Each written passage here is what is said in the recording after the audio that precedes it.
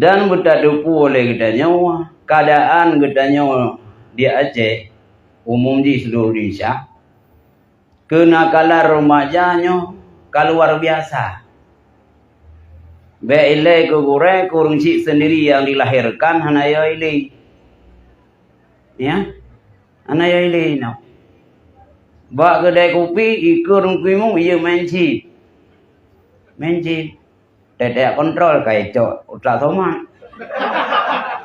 Mana ada utak sama kejauh. Dek Amerika dah yang kacip dah. Maka hana dikali dia. Dikali. Yang kedua itu mantal lontang wanya bak kedai kopi kami je kudi. Kami je kudi. Tapi uronya pakon uri mencik karena tidak mengerti SDM terhadap ilmu agama nampung. Ilmunya ibarat ubat. Orang sakit tiap pekat ditanya meraton. Tiap pekat buat tiap pekatnya kerja. Ai kerja buat tunggu dari urai kolesterol. Tiap pekat mau ajak buat lah ngampung. Tagai. Asal kada pekat buat dari urai ke. Mau yang kesemula hai dari urai.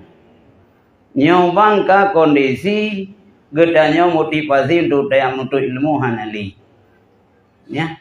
Maka lun pegah harganya kok ganya. Pegah buat kedai kopi. Nyok kali kedai kopi kada 4 buat. Man bak 4 buat taman dicip han layak ni. Kanyo kada 4 buat. Maka kenakalan remaja on tetap periksa tu. Gedanya hidup dalam dunianya khusus di Aceh cukup le masalah. Dalam keluarga ada masalah. Dalam masyarakat masalah.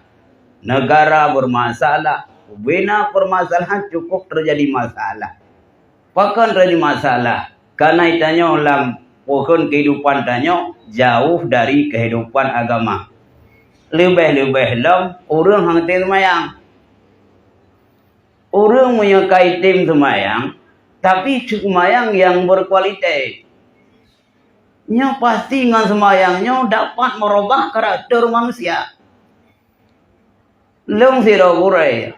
Tri uro toh laporan ba uri nang panai tungkuan acara li. Pakan acara berusaha tampai lah kau. Wadunggo nampak nak melega. Ai dah tele tungku.